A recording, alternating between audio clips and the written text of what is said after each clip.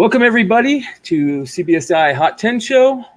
We are Tales from the FlipSide. I am Brian McClay. I'm here with Ben S. and the one and only P-Dub. Paul's Problems in the house. We're ready to get the show started. So tonight we have a new Hot 10 list for you for October 8th, 2019. Real quick, I want to talk about a new shirt that CBSI Swag has going that you can pre-order now. You can use the code word FlipSide and get 10% off. Really cool shirt. Shout out to Emiliano for creating this awesome Joker design based off a little bit off the Killing Joke. And so make sure you guys go check that out. Use the code word FlipSide to get 10% off. And away we go. Is that shirt glow in the dark? I think it is. I mean, it looks pretty damn badass. It's November 8th. If it were October 8th, what did I say October 8th? I apologize. That's all right, man. That code FlipSide for 10% off is good until Saturday at midnight. So after that, any pre-orders, your order, there's no more code words. So check it out, cbsiswag.com. Check the new Joker shirt out as well as everything else we got up. Amen. Awesome. All right. Hey, let's jump into this list this week. I'm back from sabbatical from last week, and we're going to start off with a pre-code horror, and this is one crazy cover, and it's Ghostly Weird Stories number 122. This is an LB Cole cover. Amazing. It's insane looking. Like the more you look at it, you're just like, yeah, gosh, this is really crazy. It's got the space, the radiation, zombie stuff. I mean, yeah, it's the colors are just crazy. But that's an LB Cole, so that's what you get with his covers. But so I like if you pull up Overstreet on this. 6.5s are worth about 200. They show them about $200, but a 6.5 CGC sold this week for 4,300, which is like 21 times guide. So that's a pretty insane. I wonder if it was displayed well or had extra vibrant colors, or I don't even know. It wasn't a pedigree. It wasn't anything like that. I really think that a lot of the eyes that are starting to be shined or that are seeing some of the golden age stuff, either through Instagram or Facebook, there's a lot more people that are being introduced to some of these beautiful golden age covers. I think that's a big part of it. And like you say, a lot when you talk about these beautiful golden age books, rarity is king. Oh yeah. I mean, you just don't see them come up. I mean, when you see books in any grade, only pop up like once or twice a year. That you tend to get quite a premium when they actually do pop up. So, but anyways, that's our golden age for the week. Yeah. And real quick, Doc Joe, I agree 100%. All right. So the next book we got on the honorable mention. I hold this one near and dear to my heart. It is Heavy Metal. They don't really have issue numbers for these, but this one's from September 2011, and it's an Art Germ cover. A lot of people may not even realize that Art Germ he actually did two different covers for Heavy Metal. The other one was in 2012, I believe. I don't remember. Don't quote me on that, but it's something like that. But these are not easy to find. I saw that there was a $25 sale on this week. Very few are listed.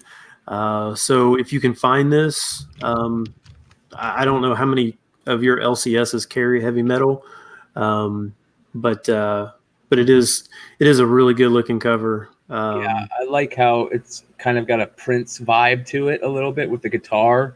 And her face is almost kind of distorted a little bit, so it's got like that artistic kind of psychedelic vibe to it too. Yeah, there's all kinds of stuff going on this one too. I mean, it's kind of got the anime look, but it's kind of not, and the pinks and purples and Yeah, it's just kind of all over the place. But so, anyways, yeah, keep an eye out for that if you do see it.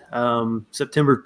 I know if you are looking in back issues of magazines, it's sometimes hard to find, but you're looking for September 2011 is where you would find that one. That'd be a nice like blacklight poster too. Oh yeah. Oh yeah, I didn't even think about that. It probably would be pretty cool looking. Yeah, that's a beautiful cover. I'm gonna have to find me one of those. All right, so we're gonna jump into the actual list now, and at number 10. Okay, so I'm a child of the 80s. So this one came out in like 2000. So it's not the 80s original, but it's New Adventures of Toxic Avenger #1. There is I'll be honest, I don't know if I've ever seen this book in person. I've never seen it, and I love Toxic Avenger stuff, like the old. I think it was Marvel did some Toxic Avenger stuff. And yeah, but it's a pretty cool looking cover. Was he holding a mop? Is that what? Oh yeah, the Toxic Avengers always got this mop, man. Yeah. So I can't remember who the publisher on this is. It's a really, really small indie publisher, but there was a sale last month, less than $10. There was a sale earlier this month for $30, and then there was another sale this month for $40. So I don't know. And then I think there's only 2 listed on eBay right now, and they are listed at over 100. So I'm not really sure why I thought there were back and forth rumors that they were going to remake. Yep. I think they've been saying that they're going to remake this movie for decades since they made the original. I mean, I know there's the Trauma fans out there. Is that how you say it, Trauma, or is it Trauma? It might be Trauma. I can't remember, but they're big fans. They have a big fan base out there for those movie studios. So the other one that's on eBay is from the UK, so it's about $45, but then shipping is $25. So. Oh, from the UK. Yeah. Beautiful. Yeah. So I don't think you're going to find this one at any of your local stores, but maybe, hey, if you do come across it, it's most likely they're not going to realize that it's a $40 plus book. Right. All right, number 9. This had some option news this week. Was it this week? Yeah, I think it was recently. Yeah, within the last week. Yeah. And it's Memetic #1. This was written by. Looks like I misspelled James. I put James on the website, but it's from James Tenney IV. This was selling for cover price, and now it's $15 to $20. It was optioned by Seth Rogen, his production company, which is. I don't remember what it's called. What's it called? Do you guys remember what it's called? No, I can't remember what it is. Point Grey Pictures. Yes. Yes, that's what. Yeah. Thank you, Google. Yeah. like you say in the Comic Book Invest article, it's kind of interesting because what happened with the Preacher spec, but man, what he did with Boys and the Boys spec, I mean, that was pretty cool. And yeah, I don't know. It's just this was only a 3-issue miniseries. I think that's all it was. And this is not new. I mean, this is an older Boom title, but I'll be honest, there's been a bunch of these Boom pickups here recently. So this is kind of just added onto that list, and it picked up some heat this week. So this might be another one you might be able to find in the back issue bins. Yeah, this next book has blown me away. I'm really actually kind of excited to go out there and look for it, and let's get into it. Yeah, all right. So number 8. What I did here was there was a bunch of, and I don't know, I didn't really know how to classify it, so I just basically just said right now all Spawn newsstand issues. Yeah, there were a bunch of sales this week for Spawn, and they were all at auction too, so they weren't like buy it nows or anything like that. This one kind of really blew me away, but number 70 It was a regular issue, which obviously is only worth a couple dollars, and then the newsstand, and it sold for over 400. Yeah, great, now this is a really black cover, so if beautiful cover. Yeah, I mean it's a good looking cover. It's black. It's got tons of negative space. So yeah, I kind of looked at the pictures of this, and it does look like a pretty high grade copy. And maybe that's why, because there's a little spine tick that I kind of see in there, but yeah, I mean, so I would tend to think that as for a newsstand, this one would be brutally hard to get a 9.8 in. But I don't know. I'm not a Spawn collector, so I don't really buy Spawn unless I see it that I think I can buy it for cheap. But I've just never been a Spawn collector. But man, these Spawn guys. Yeah. And the Spawn newsstand stuff got hot, a couple of years ago, about a year and a half ago. A lot of the Spawn newsstand stuff kind of got hot, and people were kind of being being talked about. I know number 1 got really hot. The Angela, number 9 got really hot. Those newsstands got really hot. And then everybody started talking about, some of these lower print run later issues are really tough to find. And this is proof that, even the newsstand are even tougher to find in some of these issues. Yeah, the newsstands went to what, 120? Something like that? Yeah, I believe so. Somewhere in that range or whatever. But yeah, I mean, I think probably most people know to pick up the Spawn newsstands if they're in decent shape. But yeah, this one just blew me away with what it sold for. And there are some good lists out there that you can find and do your research, about some of the shorter printed Spawn titles, especially up in the 180s and stuff like that. But yeah, like Doc Joe says, good luck finding this type of book in a 9.8 because of the black cover, the newsstand. We all know how newsstands happen and stuff like that. So, but talking about Todd McFarlane, one of the things that we want to talk about is the news that came out today that he is going to be working with CGC for the first time in years, signing books. So for those of you out there that have been waiting to get some, signature series stuff done by Todd McFarlane, you can now send books. I believe it's to CGC it's like $89 total. That includes the grading and the autograph for $89, and Todd will sign it, and then it goes off to CGC for grading. That is a killer deal. Absolutely amazing. Yeah, that's pretty cheap. Yeah, and could you imagine something like this in that green, that neon green paint pens that he and Capullo uses? What a beautiful book that would be, signed and graded. Yeah, he said in that video he's going to fly to CGC, and then you send the books to CGC. He'll sign them there, and then they grade them and send them right back to you with wow, I think faster shipping or something. Yeah. And Ben, you were right. Doc Joe kind of talks about, at around 120 production numbers really drop off. And, we're kind of seeing those production numbers go up a little bit because of, the record breaking and stuff. But some of those books, especially some of those Capullo covers, and that Capullo did a beautiful cover run on this title. So go out there and search for those books.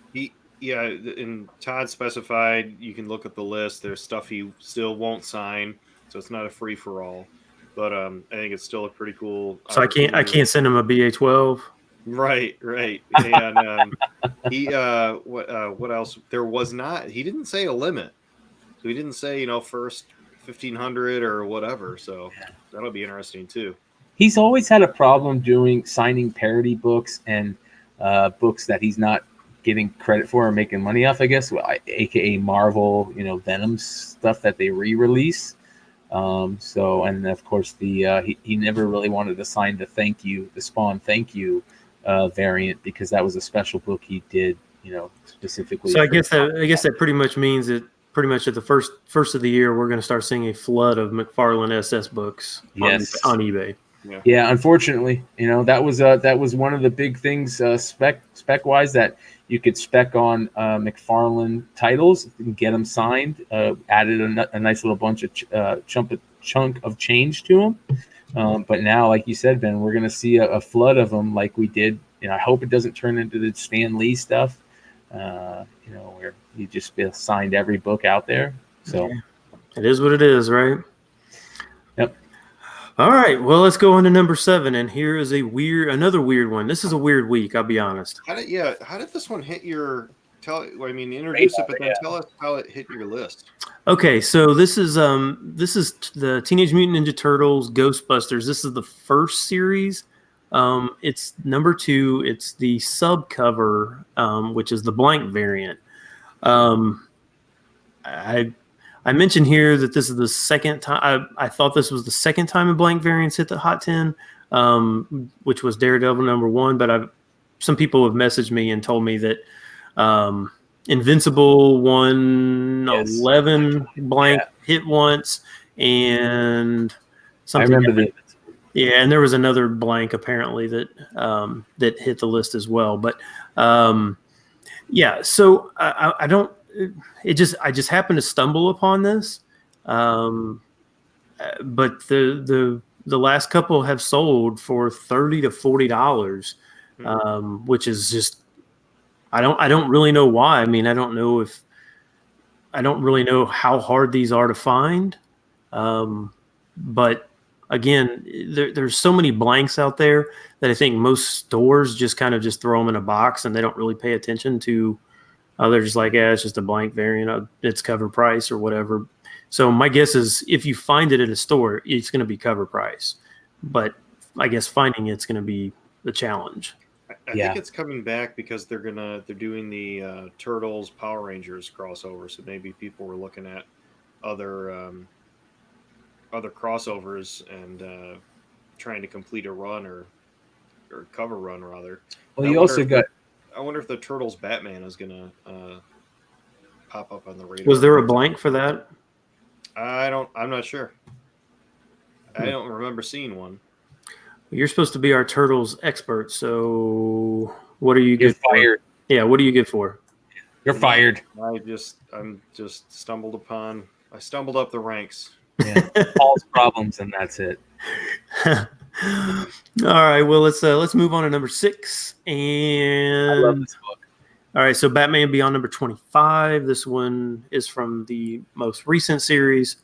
Cover price a week ago, and now it's $20 to $25. Is this the foil? Is this a foil cover?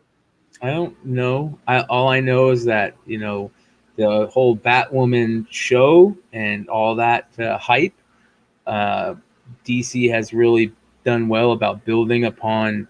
If they've got some movie going on, they'll kind of run that storyline through some type of comic.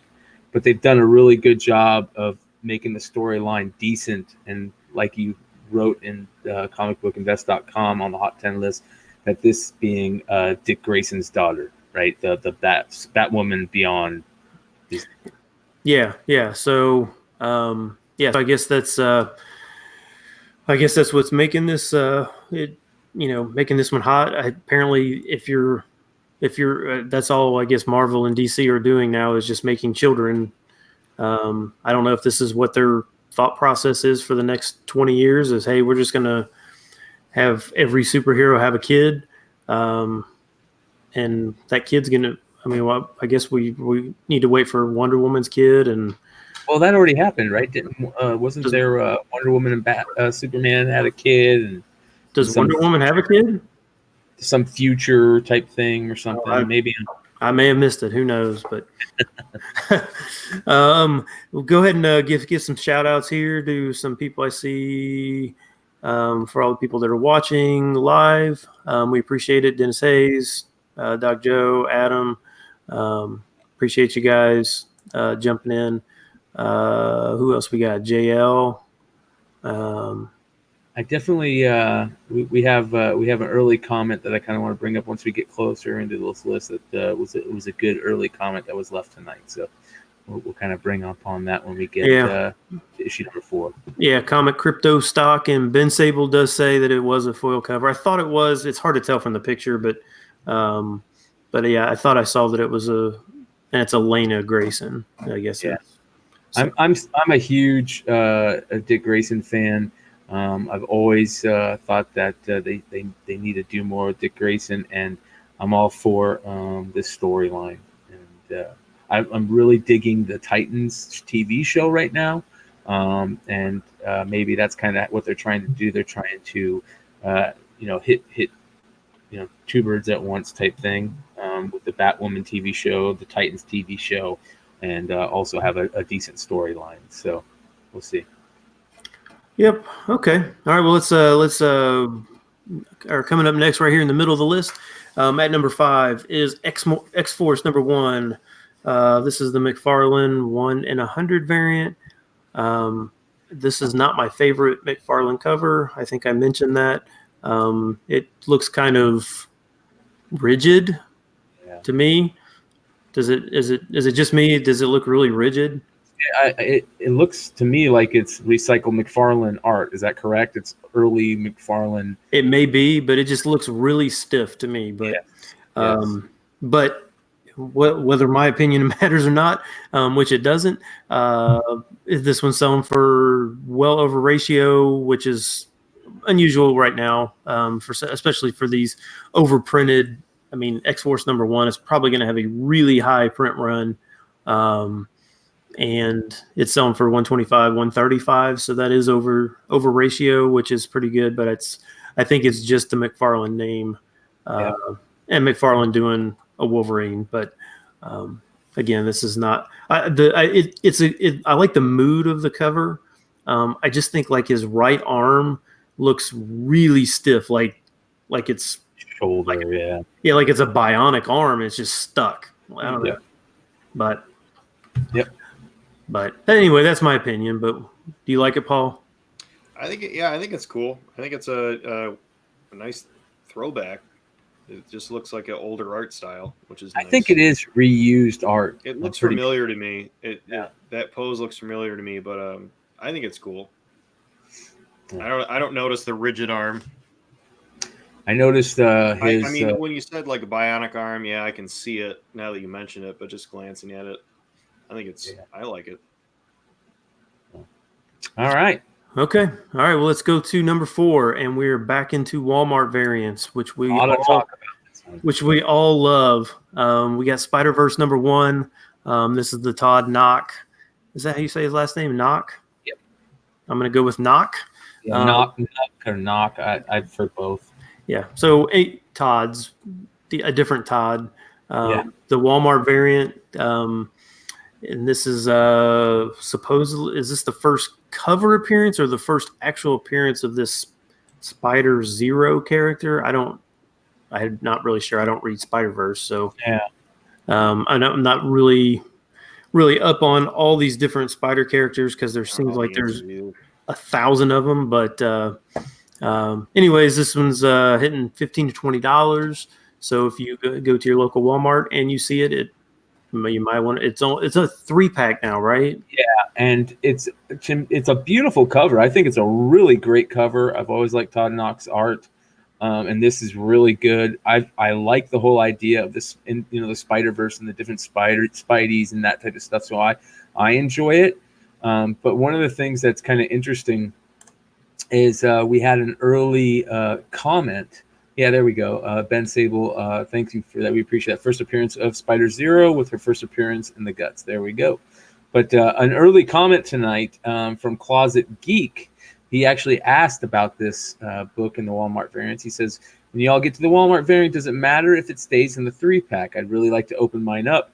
I didn't know how it would affect the value. Thank you, and have a good night.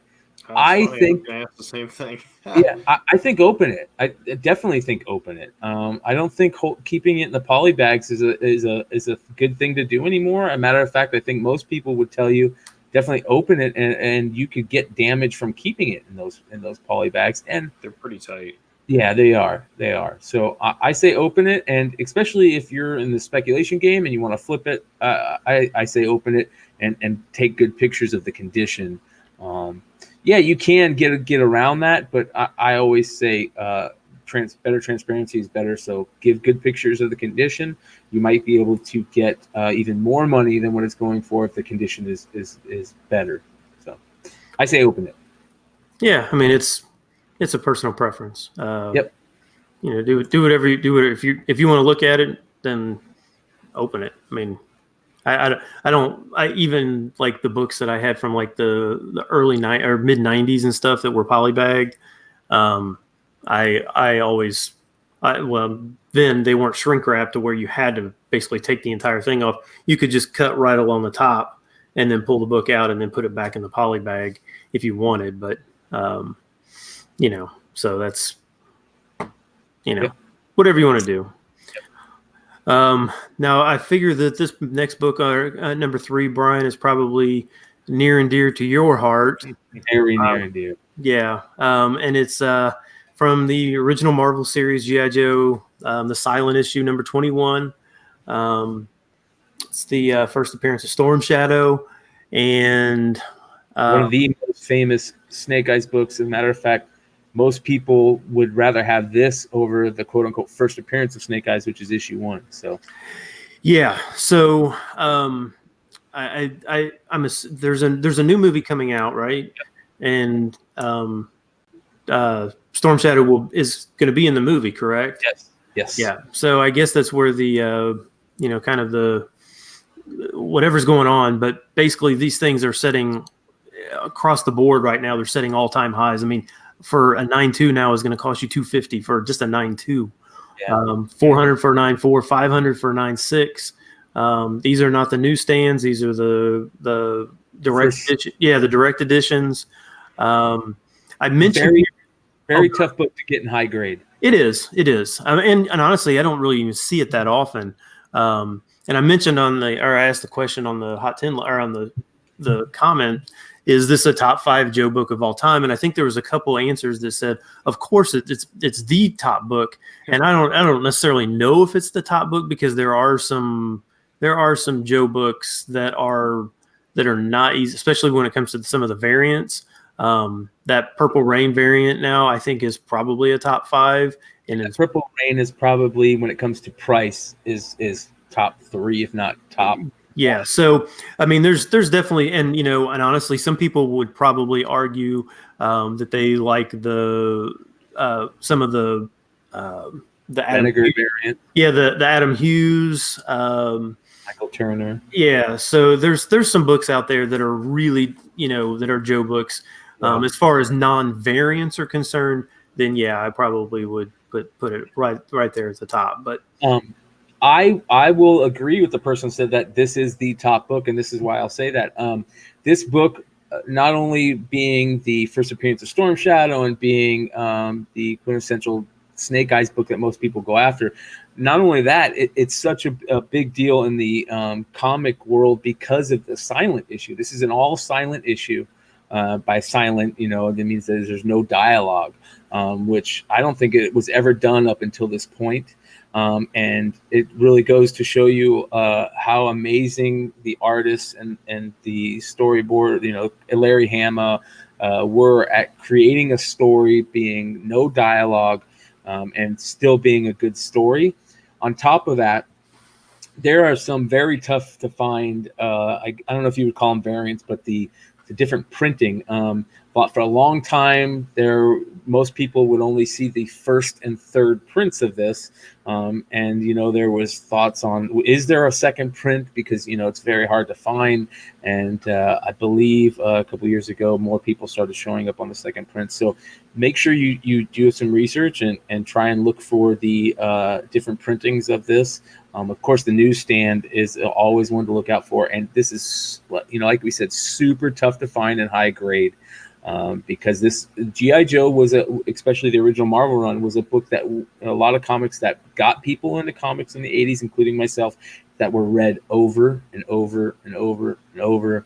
And then, on top of that, if you guys get a chance, go take a look through some of the old FlipSide episodes. We did a really good episode a couple years back, maybe a year and a half ago back, about G.I. Joe books and some of the variants out there, which was a really fun episode, and you guys should check it out. So. Yeah, the one thing I did want to just, before we move on, that kind of struck me was that they actually have a writer credited to this issue when there's no writing. Yeah, well, he kind of, I think Larry Hama given writing credits on this. So basically, for those of you guys that don't know, Larry Hama basically created G.I. Joe. He gave them all their backstories. He gave them kind of their look. Larry Hama is also an artist. So Larry Hama is so important to G.I. Joe lore. And big G.I. Joe fans know how important he is, of course. But yeah, he does get writing credit because he kind of storyboarded the whole thing, which is also kind of writing. But yeah, I love this issue. I can't say enough about it. I pick it up every time I have a chance, no matter the grade. So yeah, this is one I've never had. Brian, did they reuse this art for like a Toys R Us one? Yes, they've reused this art multiple times. They reused it in the comic pack for the double figure comic pack. Of course, being a G.I. Joe fan, I have a room upstairs full of G.I. Joe figures and unopened G.I. Joe comic packs, and this is one of the figure sets that people love to get. And of course, as you know, if you guys are FlipSide fans, we've talked about comic packs in the past and how hard it is to get some of those issues in high grade, i.e. the Spider-Man 2099 white variant, one we just recently talked about, which was the Heir to the Empire issue, the comic pack out of that. So those are super hard to find in high grade. But this is also an issue that is, homaged a ton. They do a lot of homage covers to this, kind of like Spider-Man, Amazing Spider-Man 300, and stuff like that. So this is just a big book, not just in G.I. Joe, but all of comics. So. Very cool. Very cool. All right.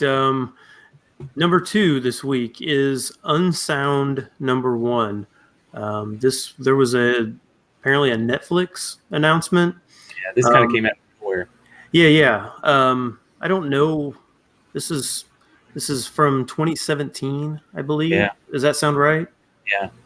So it's not a new book. It was written by Cullen Bunn.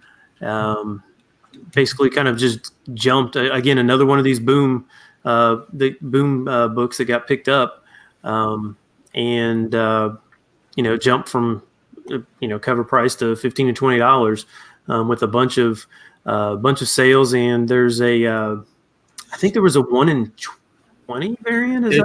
There's a store variant too, I believe. Yeah, that is getting bought up. I think so. Yeah, but this is just for the regular cover.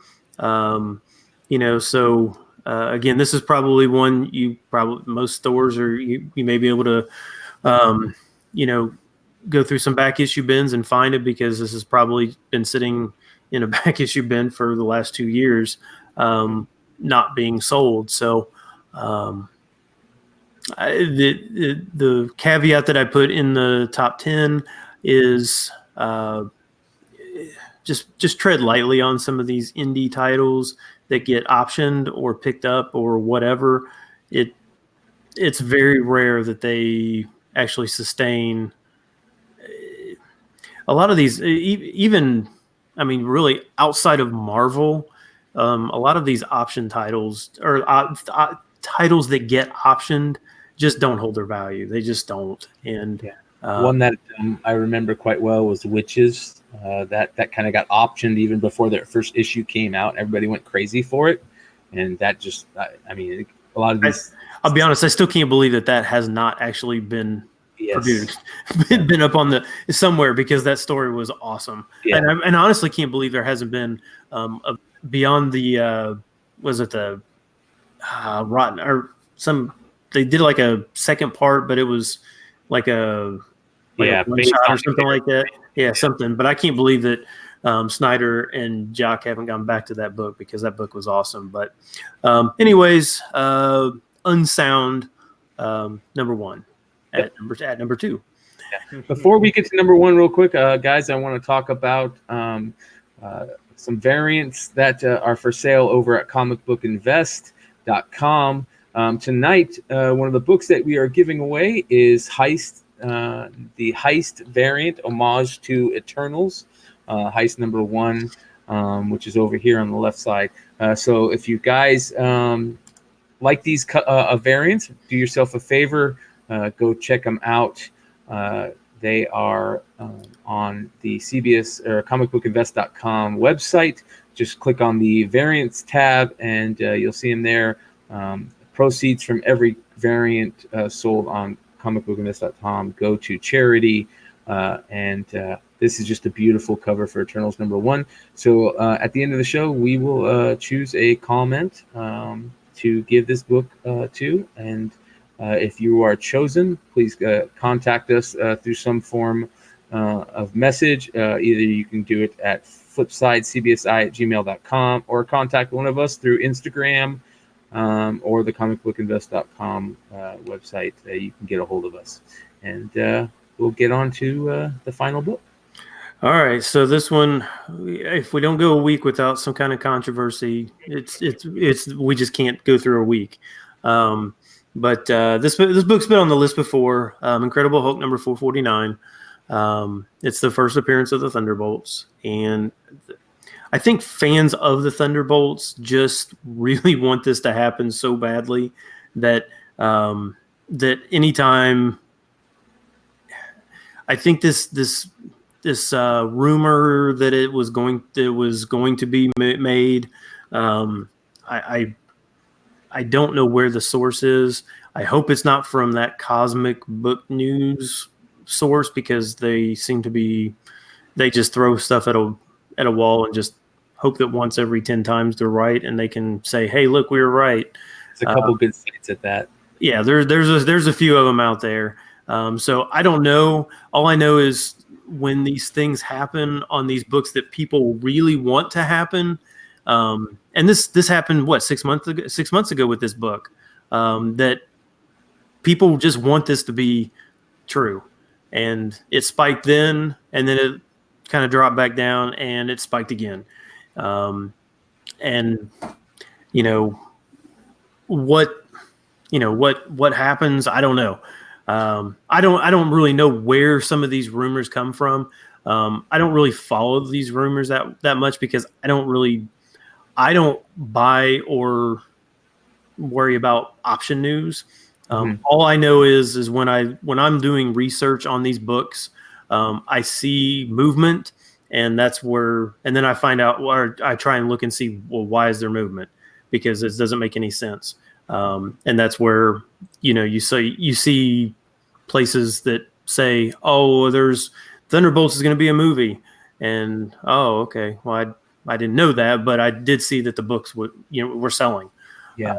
So that's honestly that's kind of a general rule of thumb on all the books that I end up picking. Is I don't necessarily say, "Oh, there's books that are or there's books that should be on the list," and then I go and research them after the fact. A lot of times I stumble on them and see that there's been a bunch of sales, or I see prices, and all of a sudden I'm like, there are books that are brand new listed at high prices, and they insta sell. Then I'm like, oh, something's going on. I don't know what, but this list is really just to track sales. It's not to track where the sources of some of these rumors come from, because honestly I could care less where the rumors come from. All I know is the book's selling. Yeah. And Eric, you asked a couple questions about this. Like Ben said, we don't know if the spike happened before or after the article. What I will say is this book has been one of the speculators' books for many years. It ebbs and flows. At one point, it was a $100 book a year and a half ago. Even before then, a couple of years before that, it was, it ebbs and flows. And like we all know, the rumor mill can start for a reason that is based in fact, or it can start from a place like Ben Sable says, "We got this covered," talks about. So whether or not the reason for the book being hot is true or not, the book is still selling for a lot. So, or selling and selling for more than it usually does. So, yep. Yeah. Hopefully that clears up any questions or why books end up here. And like I said, I think it happened, I don't know, a while back with the Batman Beyond rumor that popped up, and sales were flying. Again, my list isn't a rumor fact check list. It's just hey, these books are selling. Believe the rumors, don't believe the rumors. I don't really care because I don't, like I said, I don't follow rumors. There's 5 follow sales. Yep. So that's really all I'm doing. Before we end the show tonight, a couple of things I want to give a shout out to Simple Man's Comics, and go check out their show 3 Up and 3 Down. They also have a really cool video about Green Lantern, and definitely, like we talked about earlier in the show, go to CBSISwag.com and use the code word FlipSide to get 10% off this really sweet Joker shirt. It's kind of a little take on Killing Joke. Beautiful shirt. There's a lot of really cool stuff over at CBSISwag.com. I personally love the G.I. Joe homage. I personally love the Skeletor glow-in-the-dark shirt. I'm still waiting for mine. I just have to get mine in Fat Man sizes, so sometimes it takes a little bit longer, but I will be wearing them proudly. So use the code word FlipSide over there, and check Tales from the Flipside out every Monday at 9:30 p.m. Eastern. And we really appreciate you guys tuning in. But again, before we leave, we definitely want to give away our book for the night. I don't know. Do you have anybody that you want to give away? I definitely I have one that I would like to give it away to. But, Go ahead. Yeah. It was an early comment. We talked about it earlier. But big shout out to Closet Geek. I think this is a really good question. This is the type of questions that we really like to see, that we can kind of open it up to other people, and this is, what their opinions are on this type of stuff. And he asked about the Walmart variant, and if what people think about, is it better to keep it in the 3-pack or to break it out and sell it that way? So Closet Geek, if you're hearing this later on, do us a favor, contact us at either CBSI Flipside at gmail.com, or you can contact me on Instagram. That's my IG is at Brian McClay. Just send me a instant message, and we'll get your information and get that book out to you. So thanks again, everybody, for joining the chat. We appreciate all the comments, good, bad, indifferent. We take them all. Yep. So make sure you guys check out the show on Monday, and join us again next Friday. We will see you next time. Have a good weekend. See you.